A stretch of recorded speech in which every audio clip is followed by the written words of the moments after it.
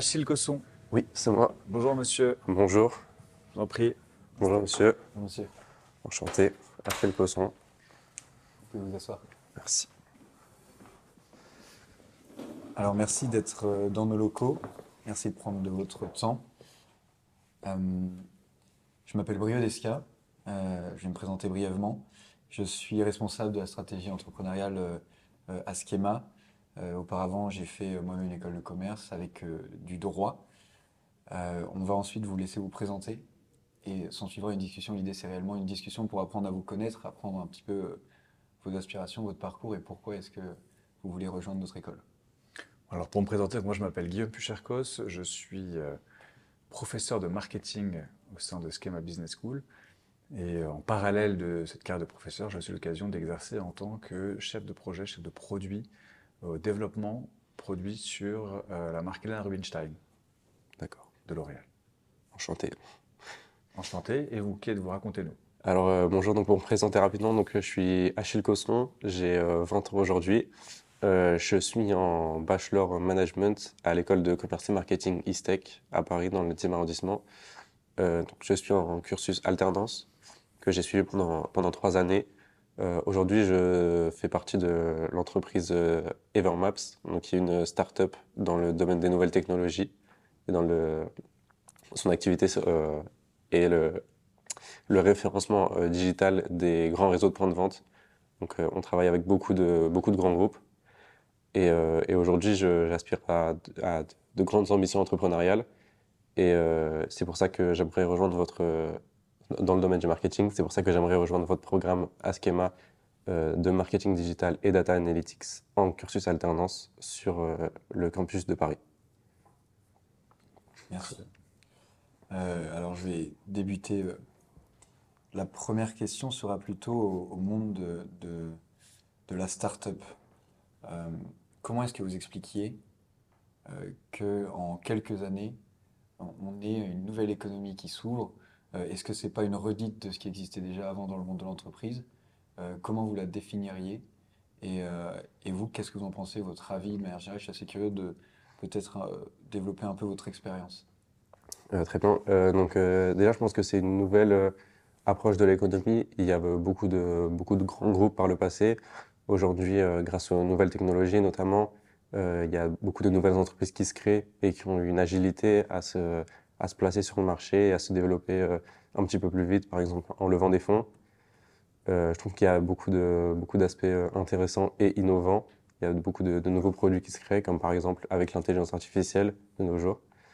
Et moi aujourd'hui, j'aimerais faire partie de cet écosystème en partageant et en créant une nouvelle innovation sur le marché, en faisant partie vraiment d'une entreprise qui vient développer un nouveau marché ou renforcer un existant.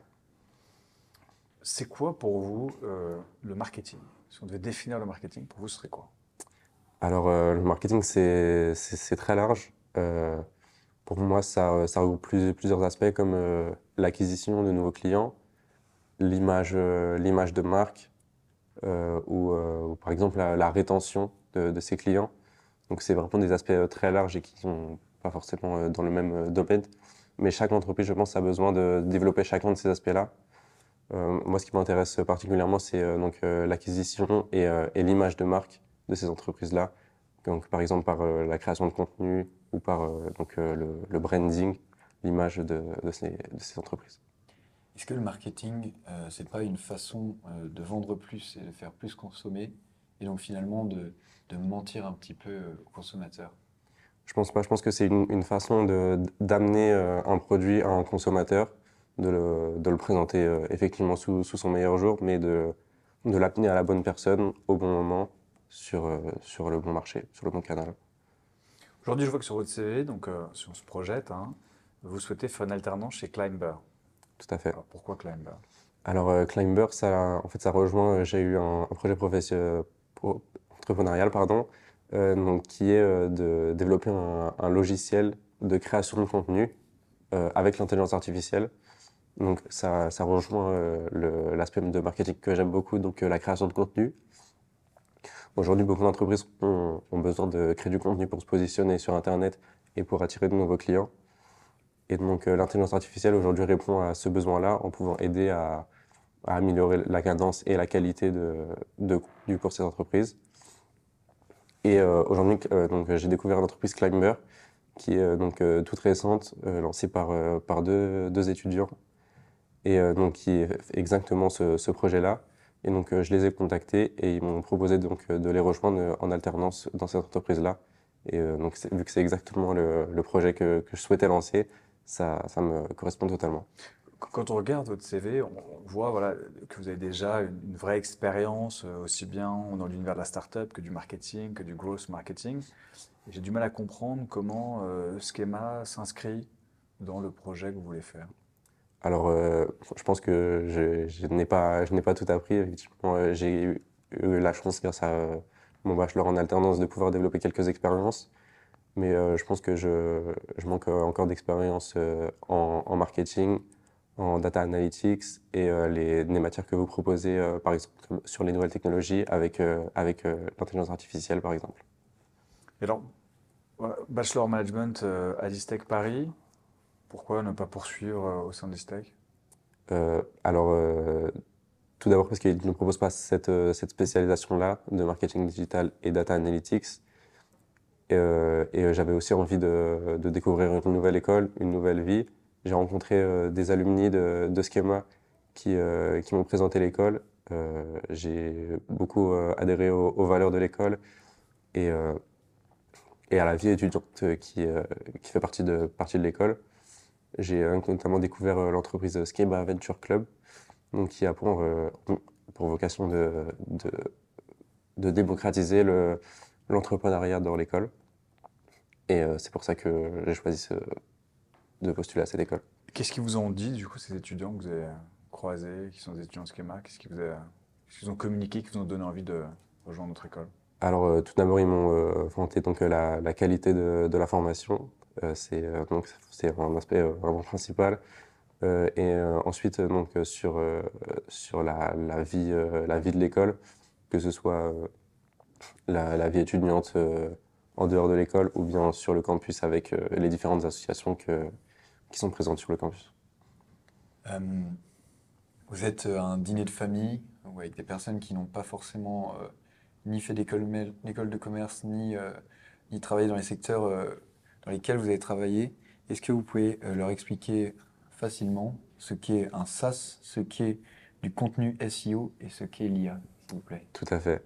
Un SaaS, donc c'est un Software as a Service en anglais. Donc c'est un logiciel qui va répondre à un besoin en promouvant un service. Donc dans ce cas précis, c'est un logiciel qui va donc, créer du contenu. Donc ça peut être des articles, ça peut être des images ou des posts sur les réseaux sociaux. Et donc l'IA, intelligence artificielle, c'est donc une sorte de robot en ligne qui va générer des textes, des images donc, pour, euh, pour ces entreprises. Et donc enfin le SEO, Search Engine Optimization, donc c'est une manière pour les entreprises de se positionner sur les moteurs de recherche en ligne. Vous avez fait donc de la création de contenu par l'IA. En quoi est-ce vous qui l'avez fait? Pourquoi c'est pas plutôt l'IA qu'on devrait remercier pour ce travail?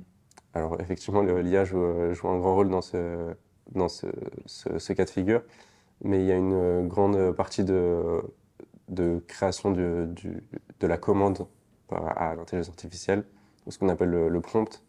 Il y a vraiment une recherche et une optimisation à cette commande et aussi à la vente de ce service et au temps dédié à cette création.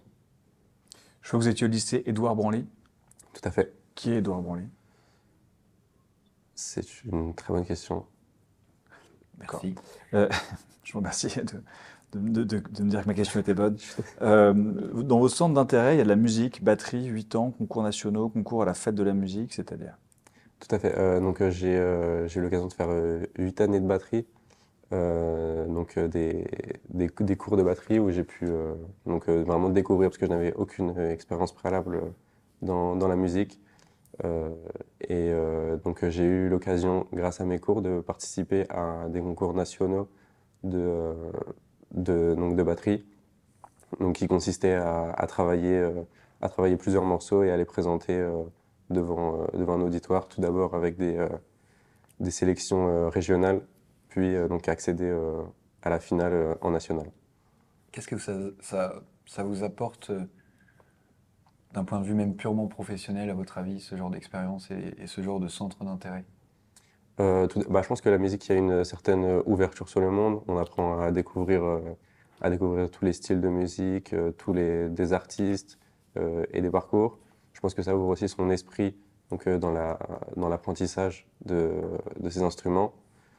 Et enfin, pour la participation ces concours, il y a aussi l'aspect compétitif qui rentre en jeu, l'envie de travailler dur, d'arriver à présenter quelque chose de concret et de professionnel devant un auditoire, aussi la gestion du stress, voilà, devant un auditoire. Pour moi, en fait, la batterie, pour moi, c'est un peu juste taper comme ça de manière un peu frénétique sur les tambours avec des baguettes. Est-ce que vous pourriez nous le présenter différemment, nous expliquer ce que ça représente Alors oui, c'est souvent l'image qu'on en a de la batterie, c'est taper un petit peu sur des tambours. Par contre, il y a vraiment une gestion du rythme. Il faut apprendre la coordination de nos membres, à taper au bon moment, au bon endroit.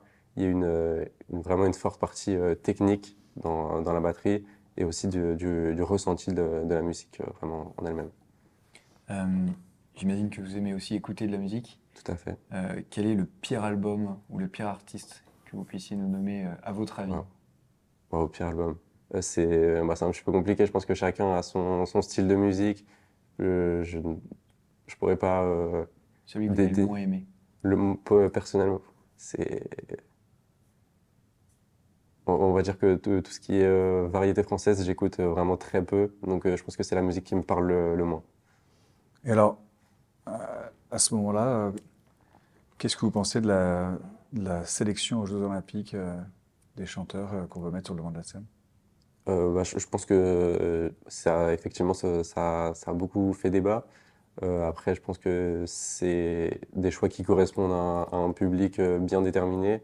Je pense que c'est aujourd'hui des artistes qui rayonnent à l'international et qui, s'ils sont là, c'est qu'ils ont fait leurs preuves dans ce domaine-là. Et puisqu'on vous a demandé celui que vous aimiez le moins, votre artiste préféré ou celui qui vous représente le plus ou celui que vous auriez envie de nous faire découvrir? Wow. Je dirais Dinos. Je ne sais pas si vous connaissez. C'est un jeune rappeur français qui donc a débuté il y a beaucoup d'années et donc c'est beaucoup de paroles, de rythmes. On en revient sur la batterie. Ça me parle beaucoup et les textes et la musique en elle-même. Vous avez une collection de sneakers. Avant d'en parler, une collection aussi généralement plutôt pour les objets d'art. Est-ce que vous pensez que les sneakers sont des objets d'art? Je pense qu'elles peuvent l'être, des objets d'art. Il y a tout un marché qui s'est développé donc sur cette collection-là, avec des modèles limités, exclusifs et personnalisés. Et donc je pense qu'aujourd'hui, il y a vraiment un nouveau marché qui s'est créé sur cet aspect de rareté dans le domaine donc des sneakers, des chaussures. Alors comment vous avez procédé à l'élaboration de ce business justement? Le, bi- Des sneakers? Bah alors vraiment pour moi c'est une passion donc il y a beaucoup déjà de recherche de se tenir au courant des nouvelles sorties et de ce qui se passe dans ce domaine-là et moi je le vois différemment qu'un business, je le vois vraiment comme une passion, comme un loisir. J'aime en collectionner, j'aime en porter. Euh, C'est quoi la paire qui selon vous ne mérite pas son prix? Est-ce qu'il y a une paire qui selon vous, est-ce qu'il y a des prix exorbitants dans les sneakers? Est-ce qu'il y en aurait une qui selon vous serait évaluée beaucoup trop cher par rapport à sa valeur réelle? Et laquelle? alors totalement, je pense qu'il y a vraiment donc un grand beaucoup effectivement de démesures parfois sur certaines chaussures, par exemple qui sont liées à un nom d'une célébrité et qui ramènent beaucoup de nouvelles personnes sur ce marché, donc qui font monter les prix un petit peu haut. Je pense qu'il y a des collaborations entre plusieurs marques qui sont parfois un petit peu démesurées. Je pense par exemple à une chaussure entre Crocs et Bob l'éponge, qui se vendaient à plusieurs milliers d'euros sur Internet. Un petit peu démesuré pour moi. Revenons sur votre projet professionnel, l'IA. Quels seraient, à votre avis, dans les années à venir, les enjeux, les risques, les difficultés que ce domaine, ou ce marché même, pourrait subir? Alors donc c'est une nouvelle technologie, donc ça fait beaucoup de bruit. On voit beaucoup d'études et de chiffres. J'ai récemment vu une étude qui montre que plus d'un tiers des métiers actuels disparaîtront d'ici 20 ans. Donc il y a vraiment un- une problématique et un réel enjeu lié à l'IA, à l'intelligence artificielle, pardon. Et donc je pense que c'est important d'apprendre à s'en servir et apprendre à la maîtriser avant d'être dépassé par cette nouvelle technologie. Alors, vous voulez passer par le marketing, et ce que vous voulez faire, c'est le MSC Innover et Entreprendre. Tout à fait. Est-ce que c'est cohérent de faire le MSC Innover et Entreprendre si on veut commencer dans le marketing et pas se lancer directement sur une création d'entreprise? Alors, donc, moi, mon projet professionnel, ce serait donc vraiment l'entrepreneuriat. Donc, créer un projet. Et je pense que pour moi, ce que j'aime faire et j'aimerais développer ma zone d'expertise dans le marketing au sein du projet que j'aimerais lancer. Donc, soit cofonder un projet, soit rejoindre une entreprise existante et développer de nouveaux projets. Donc, toujours au sein du marketing. C'est pour ça que j'aimerais d'abord développer mon expérience dans le marketing avant d'apprendre à monter une entreprise avec le MSC Innover et Entreprendre euh, pour pouvoir plus tard lancer mon entreprise. Et vous avez une idée de l'entreprise que vous voulez créer, du type d'entreprise que vous voulez créer? Donc actuellement, je développais donc le logiciel de création de contenu avec l'IA. Donc actuellement, c'est le projet qui me parle le plus. Ensuite, j'ai quelques autres idées, mais je n'ai pas réellement d'idées précises et je, j'espère, avec les différents cours que Schema propose, pouvoir encore plus ouvrir mon esprit et m'amener à de nouvelles réflexions sur de nouvelles idées d'entreprise. Très bien. Vous voulez vous mettre à l'italien? Tout à fait. J'ai fait de l'italien déjà durant mon lycée. Malheureusement, les langues se perdent rapidement quand on ne les pratique pas. C'est une langue que j'apprécie beaucoup. J'ai de la famille italienne et donc j'aimerais plus développer mon italien. J'ai déjà une compréhension assez bonne, mais j'aimerais pouvoir m'exprimer et pouvoir à l'écrit comme à l'oral en italien. Et enfin, le Schema Venture Club, Tout à fait. pourquoi?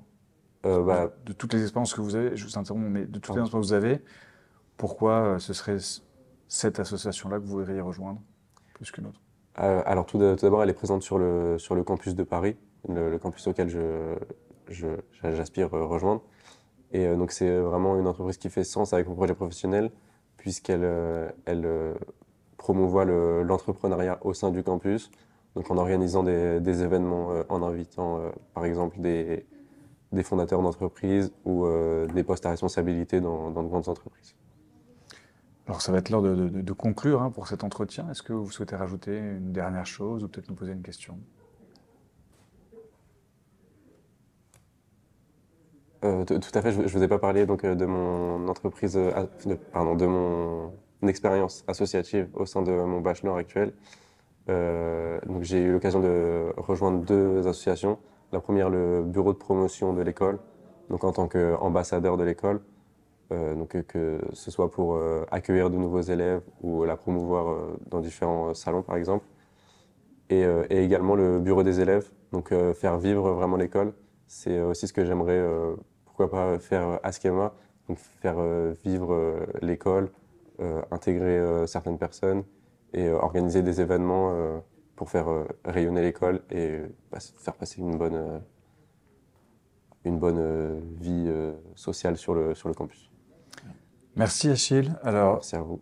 ce qu'on vous propose, on coupe l'enregistrement de l'oral, on vous laisse nous attendre à l'extérieur, on délibère ensemble et après on fait revenir pour vous expliquer les différentes pistes d'amélioration Parfait. et les bons points. Je vous remercie. Merci. On enregistre le débrief, comme ça, toi, ça te permettra de réécouter tout ce qu'on va dire. Nickel. Pareil, on a filmé l'entretien, comme ça te permettra pour toi de le revoir, de le revisionner. Donc ça te permettra aussi de comparer. Tu me dis que c'est ton deuxième entretien. Et je vais te laisser commencer, Brio, peut-être pour avoir ton impression générale. Donc toi, ton impression générale, c'est de dire il faut que j'améliore certains points, mais c'était mieux que le précédent. Donc tu vois Oui, une forme c'était de quand même déjà progression. mieux. Mais ouais. Ok. Ok. On donne notre avis grosse maille et ensuite on fera cas par cas avec la grille. Ok. C'est un bon entretien. J'ai bien aimé. Pour une raison principale, c'est que tu as compris l'exercice. L'exercice, c'est un entretien déguisé sous une discussion et j'ai eu l'impression de discuter. Donc déjà, ça, c'est un très bon point. Il faut que tu le maintiennes, que tu le nourrisses, c'est très bien. C'est assez clair, il y a des liens avec l'école, il y a des cohérences avec le projet professionnel. De manière générale, il faut que tu ailles un petit peu plus loin. Tu ailles un peu plus loin quand tu fais des liens, quand tu tends des perches. Dans tes réponses, il faut qu'elles soient à la fois plus précises et plus concrètes. Typiquement, les enjeux dans le marketing ou les enjeux, disons, dans l'IA. J'ai dit quels sont les enjeux avec l'IA. Et tu dis, ah, non, je pense pas, il y a peut-être quelques enjeux importants. Quoi, concrètement? Il y a un enjeu social, il y a un enjeu environnemental. Il faut le dire concrètement. Un Ok. enjeu social, tu avais dit, il y a euh, tant de pourcentage de métiers qui risquent de disparaître, ça va être un enjeu social. Ouais. Il y a les data fermes ou la consommation, enjeu environnemental, le lithium, tu trouves tout. Donc il faut que tu sois plus concret, plus précis. De manière générale, tu fais des liens, mais il faut aussi beaucoup plus lier à l'école. En quoi faire une école de commerce est essentiel, mais surtout en quoi faire le PGE de Schema est essentiel, indispensable. Sans ça, ton projet est impossible.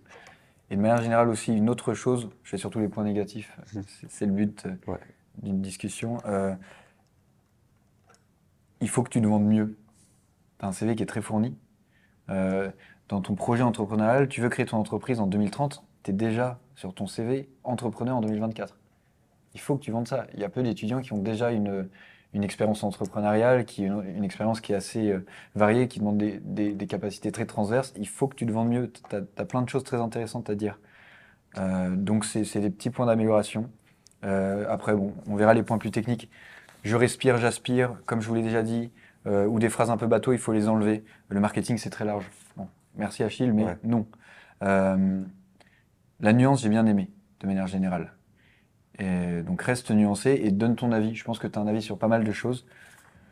La musique, par exemple, j'y pense, c'était bien, mais quand je te pose cette question, c'est des questions un peu légères pour voir un petit peu qui t'es vraiment derrière. C'est bon signe, ça veut dire que j'ai vérifié le reste et j'ai envie de quelque chose de plus léger, mais je m'en fiche un peu de ta réponse, je veux voir ta façon d'appréhender le problème. Et là, la Ok. façon, c'était un peu d'esquiver et de ne pas répondre à la question. Ouais. Ah non, j'ai pas la prétention de dire que je te demandais pas ça. Donc tu peux dire, bah, je fais de la batterie, j'aime beaucoup ce groupe, mais leur album, t'entends, il est pas très bien. On s'en fiche. On veut Ok. voir la façon avec laquelle tu vas appréhender nos questions et on veut une discussion. Parce qu'il n'y a pas de bonne réponse, en fait. Tu n'as que des bonnes Ouais. justifications. Donc, faut pas essayer de donner la bonne réponse. Il n'y a pas de pire album. Et finalement, après, Breuil a reformulé dans celui que tu as le moins aimé. Évidemment, c'est le pire selon toi. Il faut pas oublier de ramener l'entretien à toi. Peut-être dans la présentation de départ, à mon avis, qui est un petit peu aussi dans les points d'amélioration, hein. La présentation de départ, en fait, elle a quand même pour vocation à poser devant ton jury un maximum de portes pour qu'ils puissent ensuite s'inspirer de ce que tu as dit.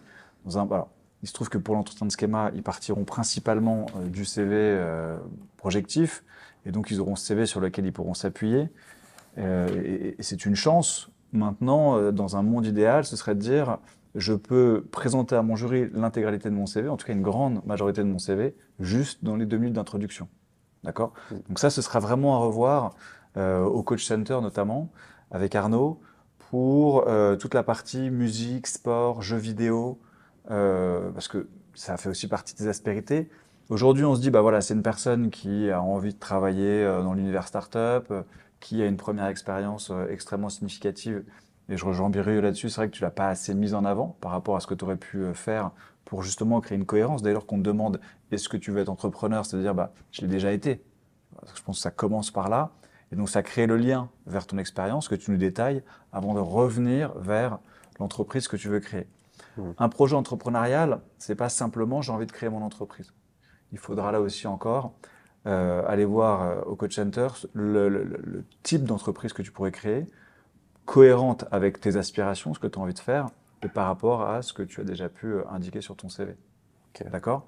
Mais il faut qu'elle prenne un peu vie, cette entreprise. Mhm. D'autant plus que tu vas y consacrer une grande partie de tes études. C'est-à-dire que tu vas finir en 2028. L'important, c'est vraiment la cohérence. Et en 2028, tu finis MSC Innover Entreprendre, qui a quand même vocation à former des entrepreneurs au sein de Schema. Donc ça va être de réussir à leur expliquer que tu vas pas te lancer tout de suite, mais que dans 2 ans, tu le feras. Et ça, il faut que ce saut vers l'entreprise, il faut qu'on le comprenne. Et pour ça, il faut que l'entreprise que tu veux créer justifie ce saut. Et ça peut être de dire, bah, j'aime bien ça. Pourquoi? Parce que plus tu seras précis et plus on se souviendra de toi. D'accord? Et c'est ce qui a manqué aussi, c'est cette idée de petite histoire qui fait la grande, de storytelling. Voilà, comme on dit en marketing, tu veux faire du marketing, tu achètes une histoire. Quand Brieux disait, mais en fait, finalement, est-ce que c'est pas simplement pousser à la consommation? Pas que, c'est aussi raconter une histoire autour d'un produit. Bon, tu l'as bien vu aussi, on a chacun joué un rôle. Hein. En soi, on n'est pas, je suis pas professeur de marketing au sein de Schema, tu n'es pas responsable de l'admission. Mais donc, y a, je pense cette partie-là, et si tu arrives à créer une présentation initiale bien articulée, dans lesquelles tu vas pouvoir réussir à bien les points, parce que derrière, quand on te demande ce que tu vas faire pour nous, les associations que tu vas rejoindre, ça aussi c'est une chose qui me semble essentielle d'ajouter, c'est le lien vers les assos. Les associations au sein de Schema, c'est j'ai des qualités que j'ai développées à travers certaines activités, que je vais mettre au service de votre école à travers mon implication dans une association.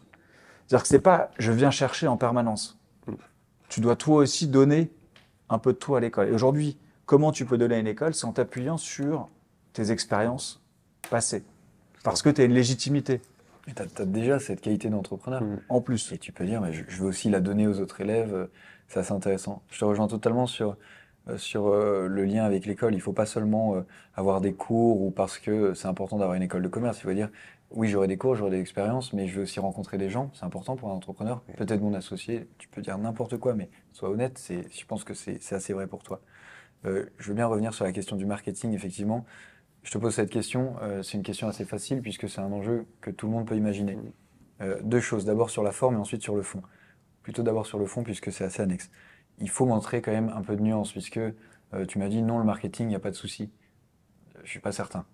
Les problèmes de surconsommation, les enjeux environnementaux qui sont importants pour les écoles, les enjeux de consommation, de souveraineté, tout ça, le marketing pousse à la consommation, c'est le but même du marketing. Donc me dire que non, ça pousse pas à la consommation, voire à la surconsommation, soit, encore une fois, il n'y a pas de mauvaise réponse, mais il faut une bonne argumentation derrière. Tu t'es juste arrêté à dire non. Et en plus de ça, tu as commencé par dire je ne pense pas. C'est bien, tu es nuancé, voilà, tu veux pas me contredire. J'aurais aimé que, par exemple, que concrètement, je te donne une réponse assez concrète, que tu dises, alors oui, montrer que tu connais le sujet. Oui, on pourrait reprocher au marketing cela, ou souvent on reproche cela au marketing. Cependant, voilà, et maintenant tu donnes ton idée à toi. Ça montre que tu es nuancé, ça montre que tu es dans l'écoute. Et encore une fois, c'est toujours l'idée de discussion. Alors vous avez un avis différent, ou peut-être pas, je t'ai même pas demandé mon avis. Euh, cette nuance, c'est assez agréable, et ça revient sur la forme, important mais agréable dans tes questions. C'était assez clair, mais tu peux encore plus structurer. C'est une idée, un argument, avec un exemple ou un lien. Ensuite, avec l'école, ton parcours, ton projet. Essaye d'être clair et tends des perches. Et finalement, n'oublie pas la discussion. Il y a tellement de choses dans ton CV, c'est assez frustrant si on n'en parle pas. Je suis pas certain que tu en parles. Il faut faire attention à ça, puisqu'il y a beaucoup de qualités. Tu vois, moi, le PSC1, je trouvais ça super intéressant et tu peux le lier à l'entreprise, tu peux le lier à ta personnalité. C'est dommage de ne pas en avoir parlé. Et une chose dont tu ne parles pas, c'est une chose qui n'existe pas finalement sur ton CV. Il va falloir que tu te crées, en partant du CV, créer des blocs. Typiquement, entrepreneuriat, plus mon alternance, plus le fait que j'ai été consultant, assistant chef de projet. Donc, une partie de mes expériences pro, plus une partie de mes expériences perso, égale la raison de mon projet. Pour créer une sorte de suite logique entre d'où tu viens et où tu veux aller. Tu vois ce que je veux dire? Donc ça va vraiment pour la partie pro et de bien être capable de définir chacun des termes. Au marketing, qu'est-ce que c'est? Tu dois vraiment avoir une définition claire. Pas juste acquisition de nouveaux clients et moi je m'intéresse qu'à cette partie-là. Et en fait, il faut que on te demande pas de tout savoir, on te demandera pas de tout savoir, mais on te demande au moins d'avoir les fondamentaux, le socle de connaissances que tu peux avoir depuis ton domaine d'expertise actuellement, depuis ton bachelor en management. Toute notion que tu mets dans ton CV, tu dois les connaître parfaitement. Et toute notion que tu vas soumettre dans tes réponses, c'est pareil. En ce sens, la question que je t'ai posée sur les SaaS, les SEO, l'IA, j'ai trouvé ça très bien, c'était très clair. Et tu as fait découler le SEO et l'IA du SaaS, donc c'était assez clair. Tu peux donner des exemples plus concrets. Pour ça, de manière générale, je pense qu'un petit écueil, c'est aussi la cohérence avec ce que tu as fait avant. Non pas que c'est incohérent, mais que tu le vends mal, encore une fois. Ok. Intégrer une école de commerce, intégrer Schema en PGE, ça n'est pas une réorientation. Et ça n'est pas non plus améliorer ce que tu connaissais déjà, ou le moins possible. C'est vraiment, j'ai une formation en bachelor, tu as un bachelor en management, donc tu as une alternance avec ça, tu as eu du marketing digital, tu es déjà très formé sur ça. Donc c'est ta compétence. Mais il faut d'autres choses, et c'est ça que tu viens chercher. Il faut comprendre la continuité, puisque cette continuité, je pense vraiment qu'elle est réelle. Tu as cette alternance, tu as cet entrepreneuriat, c'est totalement cohérent pour toi de continuer avec une école de commerce. Il faut simplement l'exprimer. Hmm. Et puis, alors, bien sûr, donc il y a cette dimension projet professionnel qui est essentielle, hein, bien sûr, mais il n'y a pas que ça. Donc, après, il faut aussi qu'on sache qui tu es. Il faut que quand tu quittes cette salle, on sache ce que tu veux devenir, mais la personne que tu es. Moi, j'ai souvent tendance à dire, il faut imaginer qu'il y a 3 personnes en face de toi. Tu as un étudiant, un professionnel et un professeur. Ok. À la fin de l'entretien, il faut que l'étudiant, il ait quand même envie d'aller prendre un verre avec lui. Il faut qu'on se dise, Achille, c'est quand même un mec sympa, Ok. et on va prendre plaisir à discuter avec lui. Donc, c'est pour ça qu'il faut que tu arrives à nous parler de tes passions. Ou en tout cas, que tu arrives à relier tes passions à l'école via les associations. C'est là où tu créeras potentiellement un lien avec un étudiant potentiel présent dans la salle. Si jamais il y a un professeur, il faut qu'il se dise, Achille, il va m'apprendre des choses et je vais apprendre des choses de lui. Ok. Donc, il faut que tu arrives, par l'intérieur de tes connaissances personnelles, à nous apprendre quelque chose, à nous enseigner quelque chose. Tu vois, quand Brio te dit, bah, est-ce que vous pourriez me définir ce que c'est que SaaS, SEO, IA? C'est vraiment le moment d'être très pédagogue. Pour nous montrer que, parce que ça se trouve, en fait, tu auras en face de toi des gens qui ne sont pas du tout familiers avec ces notions-là. Et en revanche, s'ils repartent avec l'impression d'avoir compris ce que c'était, ils auront appris quelque chose et donc ils se diront, bah, je vois bien en tant qu'étudiant d'abord m'apprendre et apprendre de lui. Et enfin, le professionnel il doit se dire, vivement qu'il soit diplômé, que je l'embauche. Ou en tout Ouais. cas, vivement qu'il soit diplômé, que je puisse investir dans son entreprise. Ok. Donc il faut toujours en fait jouer sur ces 3 cordes en permanence sans jouer que sur une ou que sur l'autre. Ouais. Donc c'est pas que du projet pro, c'est pas que de la passion, mais il faut que tout seul, tu arrives à amener l'entretien vers ces 3 thématiques. Et si tu vois que l'entretien est très axé sur une dimension, tu le emmènes sur un autre axe. Une fois de plus, à Schema, ils vont vraiment s'appuyer à 60-70% du CV. Donc tout ce qui est étude, tu dois le maîtriser, pardon. Et j'en arrive à peut-être la question qui t'a le plus déstabilisé, c'est qui est Édouard Branly? C'est dommage. Bon, il faut connaître, c'est simple, on ne te demande pas d'avoir forcément la fiche Wikipédia par cœur de Édouard Branly et de tout connaître, ses dates précises et son activité, mais ça démontre une forme d'ouverture. Pareil, quand je te pose une question d'actualité sur les chanteurs des JO, c'est une question d'actualité. On ne te dira pas toujours forcément, parlez-moi d'un sujet d'actualité qui vous a marqué, mais montre que tu t'y intéresses, ouvre sur les JO, sur les polémiques qui ont pu avoir lieu ou pas, sur ce qui t'intéresse, toi, faire un lien vers le sport. Bah, c'est vrai qu'en tant que sportif, les JO, je m'intéresse. Tu vois ce que je veux dire? C'est-à-dire qu'il faut utiliser ce sujet pour réussir à emmener ton jury un peu ailleurs. Et il y a plusieurs fois, en fait, les questions posées, elles sont aussi pour tester ta capacité à nous emmener ailleurs par moment. Ouais. Et moi, j'insiste, je pense qu'il y a quelque chose qui te rend assez atypique, c'est cette compétition e-sport. Il n'y a pas beaucoup d'étudiants qui feront des compétitions e-sport, Fortnite, Valorant, qui viennent complètement dénoter avec toi. Tout à fait. 9 ans de judo, ceinture marron en compétition au niveau régional, c'est assez impressionnant. Il faut en parler, sachant qu'avec le judo, tu peux parler des valeurs qui sont liées aux arts martiaux et de quelle manière tu peux les retranscrire au sein de Schema. Donc voilà, il y a je pense, une richesse véritable dans ton CV qu'on a pu sentir en te posant des questions, qu'il faut à mon avis creuser, aller vers plus de concret, plus de storytelling, revoir un peu la présentation générale, affiner le projet professionnel et la création de l'entreprise, comment tu pourrais justement créer des connecteurs logiques entre les deux. Et donc ça, c'est vraiment pour les pistes d'amélioration, ce qu'il faudra aller voir à la fin de cet entretien avec Arnaud en Coach Center, ce qu'il faudra revoir en revisionnant un peu justement la vidéo de ton entretien, réécouter le débrief. Donc nous, on va te rendre cette feuille. À la fin, donc on a décidé, au vu des bons et des mauvais points, si on fait la somme, c'était à peu près autour de 12,5, entre 12-13, avec vraiment la possibilité d'évoluer très rapidement vers un 16-17. Ok, C'est-à-dire qu'au vu de la matière de ton CV et de la manière dont tu peux l'articuler, voilà, une fois que tu auras revu, donc notamment ta présentation initiale, les liens vers les assos et ta capacité à nous définir un peu mieux ce que tu veux faire et l'entreprise que tu veux créer, il n'y a plus de raison de ne pas vraiment exploser vers des notes excellentes. D'accord. Est-ce que tu as des questions pour nous? Bah, c'était super clair. T'en penses quoi de ce qu'on te dit, de ce retour? Bah, c'est effectivement certains trucs que j'avais déjà en tête et que je savais ne pas avoir assez préparé ou pas avoir réussi à les amener comme je l'imaginais. Donc, ce qu'on te dit, ça te paraît légitime, ça que je veux dire. Ah Tu ne ouais. dis pas c'est complètement délirant.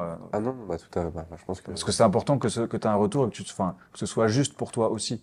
C'est-à-dire que si jamais il y avait des points où tu dis, bah, moi, j'ai pas ressenti ça, ce serait important pour nous l'expliquer, qu'on le comprenne ensemble. ouais, enfin, j'ai l'impression que tout ce que vous avez dit, c'était très clair. C'est une Euh, très bonne question. C'est toi qui l'as dit, je crois. ouais. Ça, Ouais, merci, non, mais non, mais sous-entendu, les autres sont mauvaises. Donc t'enlèves ça pour être honnête. Sous-entendu, t'es malhonnête le reste du temps. Ou comme je vous le disais, tu l'as pas fait, mais sous-entendu, je me répète. Et puis, c'est une bonne question. Où si vraiment tu es sur un sujet où tu sèches complètement, essaye. Alors, ou bien tu réponds, voilà, je ne sais pas. C'est aussi important d'être capable de le dire. Faut pas s'inquiéter. Ton jury peut aussi te poser des questions jusqu'à arriver à ce fameux je sais pas. Et si tu sens que tu peux arriver à proposer autre chose, alors j'ai pas cette donnée-là, mais j'ai une autre donnée. Ou je ne sais pas qui est. Bon, en revanche, Ok. je ne sais pas qui est Edouard Branly, mais je sais qui est. C'était un peu tiré par les cheveux, on est Ouais, d'accord. ouais. Mais si un jour ça t'arrive d'être confronté à une question où vraiment t'as pas la réponse, si tu peux réussir à donner, d'abord avouer que tu ne sais pas, et ouvrir vers un sujet que tu maîtrises plus, qui est en lien avec la question posée, ça c'est accepté par ton jury. Hmm. Je souscris totalement à ce que tu dis sur l'aisance orale. Qu'est-ce que tu en as pensé? Tu parles bien, c'est agréable. Je te l'ai dit tout à l'heure, le côté discussion est très agréable et tu sembles très honnête. Donc ça, c'est la base, mais c'est pas si évident que ça de paraître honnête quand on est en entretien, avec le stress notamment. Donc continue.